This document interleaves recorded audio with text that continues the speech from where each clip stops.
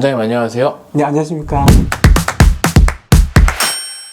오늘 주제는 보형물 관련된 주제입니다. 가슴 보형물에 대해서 전반적으로 한번 얘기 한번 해주시겠어요? 가슴 수술에서 중요한 게 당연히 이제 어떤 보형물을 사용하느냐가 중요하죠.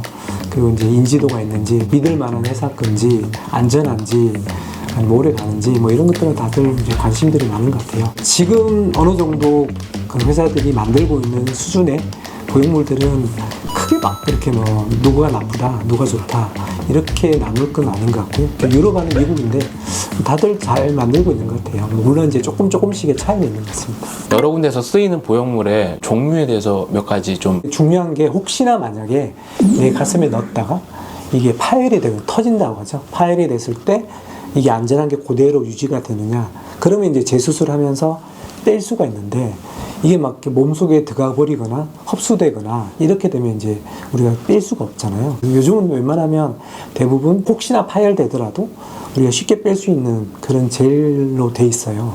그리고 한 가지는 또 제일 중요한 게, 우리가 보형물을 내 몸속에 넣었을 때 이게 내 게 아니기 때문에 이물 반응이 나타날 거잖아요. 예를 들어 얼굴에 뭔가 주사 맞았을 때도 어떤 사람들은 이물 반응이 없는데 어떤 사람들은 이물 반응이 생기듯이 가슴도 마찬가지거든요. 그런 반응들을 좀 적게 만들기 위해서 이제 회사들이 노력하는 거거든요.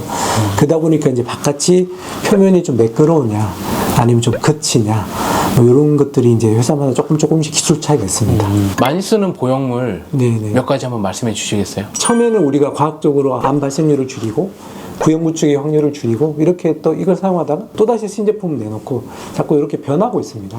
그 이제 모티바 같은 경우도 사람들이 좋아하는 이유가 만져봤을 때 느낌이 너무 좋은 거예요. 말랑말랑하고 속도 좀 이렇게 촉감이 너무 좋은 거예요. 그래서 이제 나는 이게 넣고 싶다, 이렇게 이제 환자들이 선택하는 경우도 있습니다. 모티바가 촉감이 가장 사람 피부랑 거의 비슷한가요? 우리가 손으로 여기서 상담하면서 이렇게 만지는 거는 바깥에 있는 비닐을 만드는 거잖아요. 그리고 속에 있는 말캉말캉 느낌을 만드는 건데, 실제로 근데 가슴에 들어가 버리면 가슴에는 내 가슴이 원래 바깥에 있는 거고 어느 정도 두께가 있겠죠. 물론 이제 원래 가슴이 좀 두꺼운 사람들은 내 보형물이 안 만져집니다. 왜냐면 가슴 근육 뒤에다 넣거든요.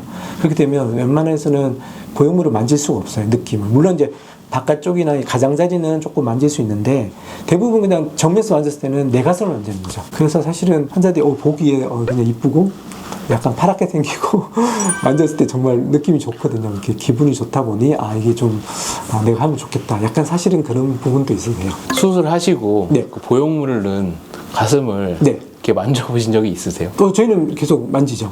네네. 환자들이 이제 하고 나면 뭐 여기가 아파요, 아니면 뭐 여기가 좀 딱딱해지는 것 같아요 하면 이제 환자들이 만지는 거랑 저희가 간호사도 만지고 저희도 만져보는데, 이 정도면 괜찮다, 구형구치가 없다, 뭐 그리고 통증이 이 정도면 있을 수 있다 이러면서 계속 만져보기도 하죠. 엄청 부럽네요. 그런가요? 저도 의사를 할 걸 그랬나 봐요. 근데 그렇게 생각할 수 있는데 나중에 되면 그런 게 이제 별로 환자들이 그런 걸 얘기 안 하면 제일 좋은 거잖아요. 불편해 없고 딱딱하다 이런 말 안 들으면 그냥 오셨어요 하고 그냥 상처 괜찮으시죠 하고 뭐 전화 안 오면 좋은 거잖아요. 저희가 한 1년 정도는 뭐 절개한 부분, 아니 절개한 부분에 레이저도 좀 해주고 뭐 관리를 해주거든요. 그때는 어쩔 수 없이 봐야 되긴 한데 그렇게 뭐 그게 제가 왜 여쭤보냐면 그런 분들이 많이 있어요. 그러니까 수술한 가슴에서는 느낌이 티가 너무 많이 난다, 이런 이야기가 있어서 그럴 수는 있죠. 네. 근데 이제 저번 시간에도 잠깐 언급한 게 뭐냐면, 출산 전에 수술한 분은 약간 피부 얇고 좀 살이 없고 한번 이렇게 늘어나지 않는 조직이기 때문에 하고 나면 좀 티날 확률들이 좀 많거든요. 가슴이 없는 상태. 근데 어느 정도 본인 가슴이 좀 있는데 보형물 수술을 하게 되면 그렇게 많이 티가 안 날 수 있고요. 결혼, 그다음 출산 뭐 다 하시고 나서 30대나 그때 하시게 되면 어떻게 보면 더 자연스럽고 티가 안 날 수도 있어요. 외적으로 봤을 때는 본인 가슴인지 아닌지 그거의 차이는 사실 어렵다라는 거죠. 근데 그것도 사람마다 다르죠. 워낙 많은 사람, 근데 대부분 사람들이 내가 없어서 대부분 확대를 하긴 한데 그래도 왜 뭐 예를 들어 A급인데 뭐 10급으로 바꿔달라 이런 사람들은 사실 티가 안 날 수 있고요. 민가슴이라고 그러죠.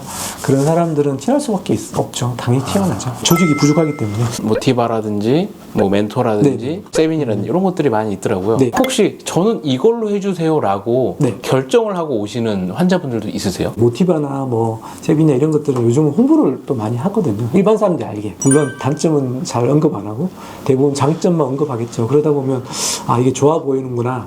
본인이 선택해서 대부분 오는 사람들이 많아요. 좀 비싸다가 보니까 좀 더 장점이 많다. 이걸 하면 내가 정말 좋을 것 같아. 이런 이제 선입견들이 있는 사람도 많고요. 제일 많이 얘기하는 게 어떤 건가요? 비싼 걸 선호하는 경우가 많아요. 그런 경우가 이제 예를 들면 각 회사별로 프리미엄 좀 굉장히 비싼 브랜드인데 그 중에서 모티바라든지 뭐 세빈의 프리미엄급 뭐 인테그리티 이런 것들이 좀 선호되고 있긴 해요. 한번 수술하게 되면 이게 적어도 한 뭐 10년, 20년 정도는 내가 가지고 있어야 되기 때문에 다른 거랑 다르죠. 1년짜리랑은 다른 거잖아요. 그러다 보면 약간 조금 좋은 거, 좀 비싼 걸 넣고 싶은 그런 것들이 있는 거죠. 고용물에 대한 부작용은 혹시 있을까요? 전반적으로 보면 일단 하고 나서 제일 중요한 게 염증이 없어야 되겠죠. 수술하고 나서 염증이 없어야 되는데 보형물 때문에 염증이 생기는 경우는 요즘은 거의 없고요. 두 번째로는 하고 나서 딱딱해지는 거, 구형구축. 내가 원하지 않는 모양이 된다든지 아니면 내가 만졌을 때 딱딱하다든지 이런 것들이 제일 이슈가 되긴 하거든요. 제일 이게 문제가 되죠. 그런 것들을 조금 감소시키려고 회사마다 굉장히 많이 노력을 하는 겁니다. 그래서 표면이 좀 거칠게 만들었다가 조금 부드럽게 만들었다가 뭐 매끄럽게 만들었다가 계속 이렇게 바뀌는 거거든요. 마지막으로 좀 정리해 주시는 말씀을 해주신다면? 보형물을 선택에 있어서는 이게 막 굳이 뭐 그게 정말 비싸다고 좋은 것은 아닌 것 같아요. 그냥 자기한테 맞는 게 있는 것 같고요. 그리고 그 회사는 예를 들면 요 정도 높이에 예를 들면 넓이를 가지고 있는 것밖에 없다 그러면 또 다른 회사에서도 찾아볼 수 있는 거잖아요.